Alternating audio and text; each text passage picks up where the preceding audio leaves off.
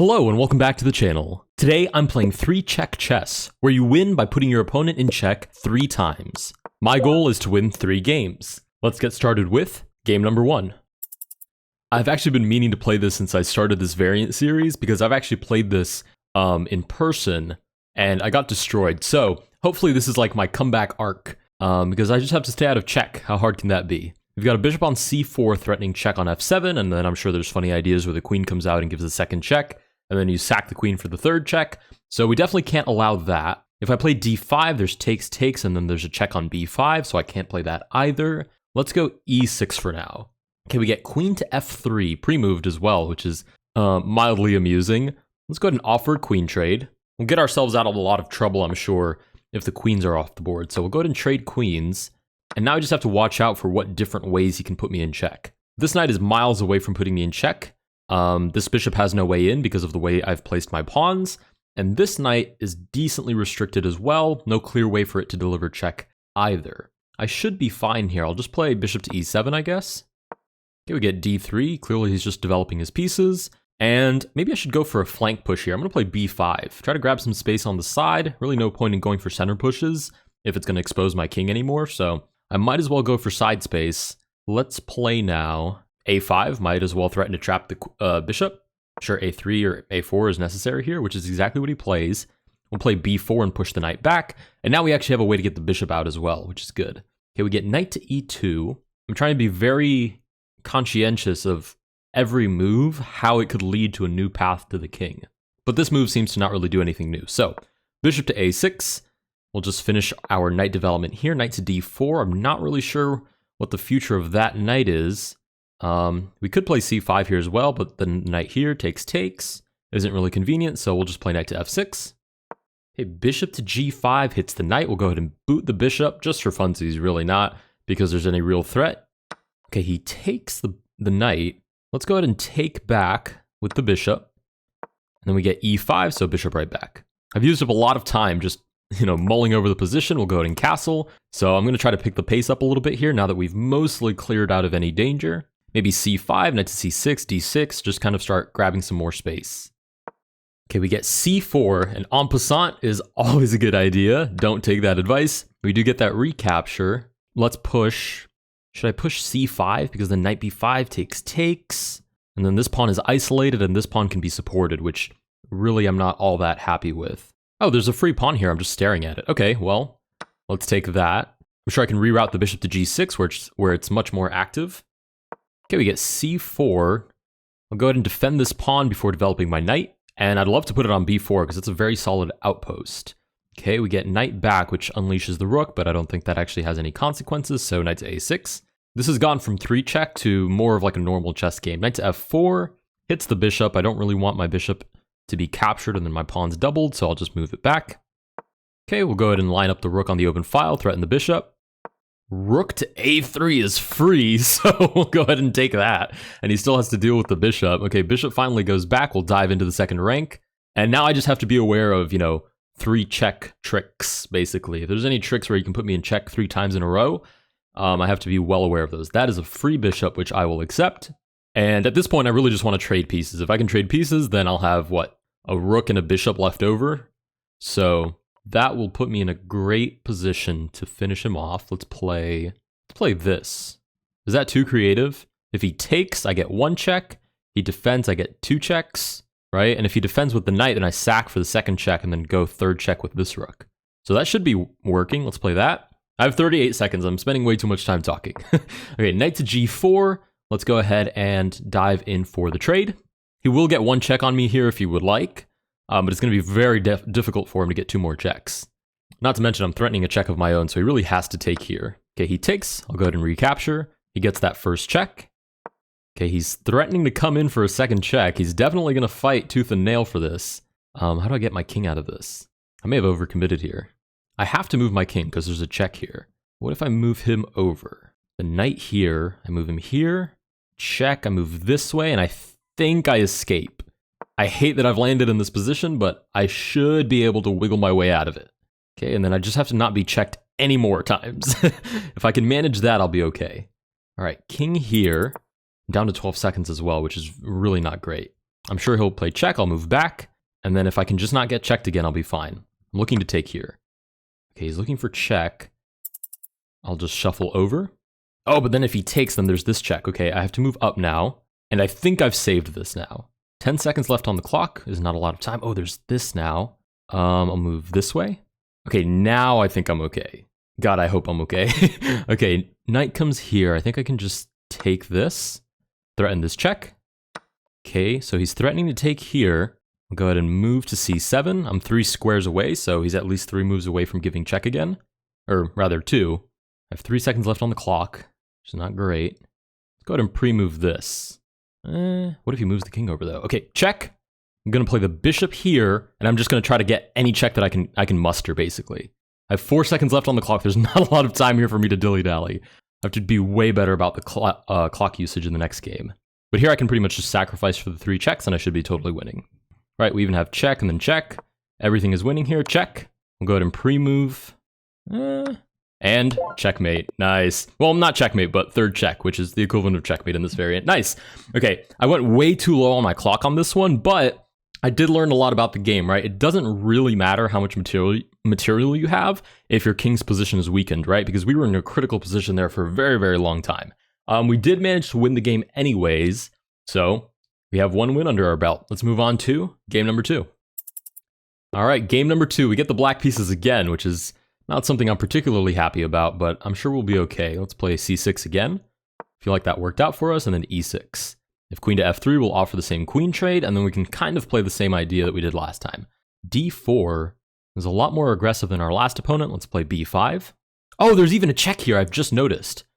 Oh, nice, we'll get our first check.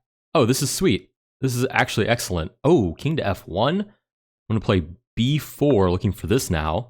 And then whatever he defends it with, I'll get a second check.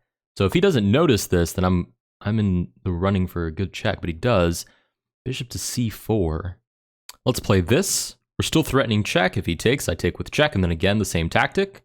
Okay, he defends it. Let's play d5 here, just to be annoying. I'm not really sure that it does anything or threatens anything, but gives him something to think about. So what if I play here?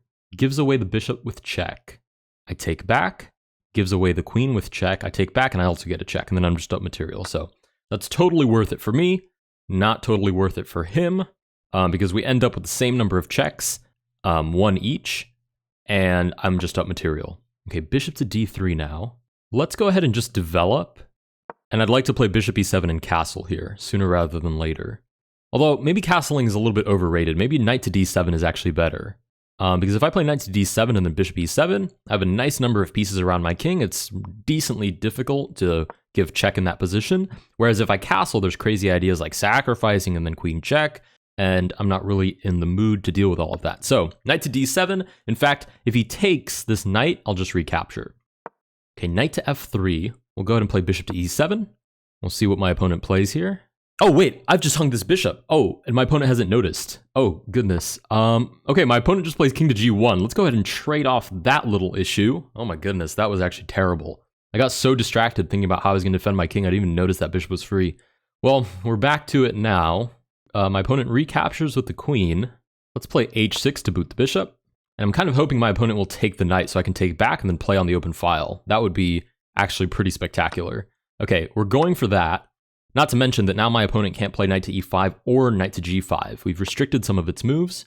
We get knight to d2, rook to g8, no brainer. And I might even play queen to c7 with the crazy idea of check, king takes, queen g3 is the third check. Okay, my opponent plays king to f1. Let's play queen to c7 anyways, because should I take this pawn, my opponent still can't recapture because the idea is still on the board. Okay, knight to b3 basically hangs this pawn, and now I'm threatening to take the f2 pawn. Should my opponent recapture? Queen to g3. Oh, queen to... Wait. Oh, that wasn't check. Oh my goodness. The rook capture wasn't check. What am I calculating? Absolutely imaginary calculations. Holy moly. Okay, let's long castle and do our best to salvage what's left of this, this position. No, queen to a6. Oh my goodness. Okay, let's do this. I still have 2 checks, so not all hope is lost. All hope is completely lost, I've just realized. No matter how I defend this, my opponent can sacrifice and give that third check. We'll give it a try anyways, just to say that we did. And there's the third check. Okay, so that game went sideways right here, when I completely lost grip of reality and took the pawn without giving check, and then realized that this wasn't actually winning. Okay, let's move on to game number 3. All right, we get the black pieces for a third game. I mean, this is just absolute torture. We get at least a different opening, which is nice. We'll play c6 anyways. Oh, e3 might have been a misclick, because now we get e4. We'll go ahead and play e6. I feel like this worked out at least half decent for us last time, so we'll give it another try. Okay, we get c3, surely preparing d4 with the idea that I can't give this check because of the move order. By playing c3 first, there's no more check. Let's play bishop to e7. I know it's a very reserved way to play this, but I'd rather be reserved and safe than overextend on the third move and already be a check behind. Okay, we get knight to f3. Let's play knight to a6, looking for knight to c7. Knight to e5. Looking for this? That's very, very aggressive. Let's go ahead and play knight to f6, I suppose. Should my opponent capture, I take back. My opponent can give a second check, but then I just take the queen. And as long as I don't get checked anymore, I should be fine. So we'll play knight to f6. And actually, I'd like to play rook to f8 here. Even if this doesn't concretely work, it's pretty uncomfortable to play when you only have one check left on your king and there's really not a lot of pieces traded off. So I might play rook to f8 here shortly. Okay, we'll play rook to f8. The idea is now d6, boot the knight, and then we can finish our development. Sweet. Okay, bishop d3 doesn't really address that, so d6. Knight to c4. I'm not really sure what the future of that knight is there, right? Can't actually move to any of these squares, so we'll push e5, blocking the bishop. Bishop c2 is probably necessary if my opponent wants to play d4, but now we can get the bishop out through g4. Okay, well, now it's not really worth anything because it doesn't hit the queen, not to mention that the queen is actually hitting b7 as well. But we can play knight to c5, which hits the bishop, hits the queen, and I don't think loses any checks. There is this check, which is kind of amusing. Oh, he actually plays it. But are there actually 3 checks there? If I take back, that's check number... Oh, I see. Okay, wait, but the rook defends. So if I take, queen takes, rook takes, there's no more checks. So I think my opponent may have calculated takes with check. And if I recapture, then bishop c4 is the third check and it wins. But if my opponent takes right now, I take back with the rook and there's no more checks. Not to mention I'm threatening the bishop doubly. With check, actually. So we'll see how my opponent addresses this. Okay, he full commits, but I'm going to go ahead and take it anyways. And I wouldn't be surprised if we got the resignation here shortly. This is a very, very hard position to defend, especially for 3 check. Okay, we get bishop to c4, looking for this final idea. We'll go ahead and start with check number 1. Obviously, he could trade, and that's totally fine. We get rid of the attacking bishop. But instead he commits. We'll go ahead and take with check number 2. And no matter where he plays, check number 3 is coming here right on d2. Nice. And we win the game. Sweet. All right, I feel like I learned a lot from my second game, and I've gotten maybe a little bit better. We'll go ahead and move on to game number 4. So far, we have 2 wins under our belt. All right, we get the same opponent, and finally I get to play with the white pieces. I'm going to play something similar to what I played with the black pieces. Since this variant is so different, I might as well go with an idea that I already know works. Oh, and he's learning from us. That's really funny. I don't know if I'm the best person to be learning from for these variants, but it looks like that's what he's doing. We'll go ahead and play bishop to e2. Seems pretty solid. f6 doesn't expose this. Okay, g6 follows it up. We'll go ahead and play h4. Why not? Let's send it. h5, we're looking for an attack, breaking down the defense that he's put up. Very strangely here, we'll play h5. Oh, that's so funny. We even get knight to a6. That's exactly what I played, looking for knight to c7. I'm assuming here, whoa, I was going to say I'm assuming g5 is the only way to close up this side of the position, but it looks like he's diving in for this check, which is totally fine. It's all his. I'm going to take this pawn, and I'll even take the rook right behind it should he recapture. Okay, check number 1, sure, I'll give it to you. Give me the free knight. You can't take this pawn because I take with check, and I take the rook. And I'm really curious how he holds on to this position now.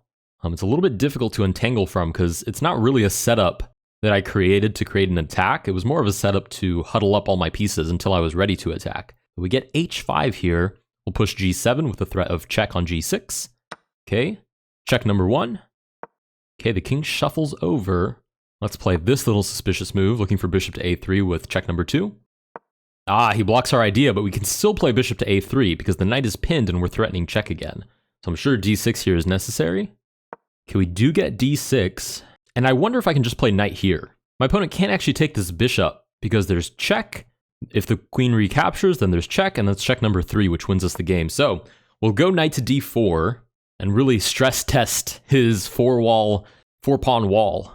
And this is just, oh, he actually commits. I was going to say this is just exceedingly difficult to entangle from. We'll start with this check. I'm assuming the king has to move out of the way so the knight can't come in with knight to e6. But we'll see if my opponent is aware of that idea. Okay, he is. He plays king to g8, which absolutely works. I'm going to take here now, threatening the third check on h8. Should my opponent recapture, I take back with the queen, and then there's, 2 different checks that he'd have to block at that point. Okay, we take back with the queen, and I would go so far as to argue that there's no way out of this, right? King to f7, walks into queen takes g6, and we win our 3rd game of the variant. All right, I'm quite happy with that. I'm not sure that I fared much better than I did when I played this IRL against another chess player, but I feel like I got a little more familiar with the variant. If you guys did enjoy this video, please consider liking and subscribing. Let me know down below if you particularly enjoyed this variant or if there's another variant that you'd like to see, and I will see you guys in the next one.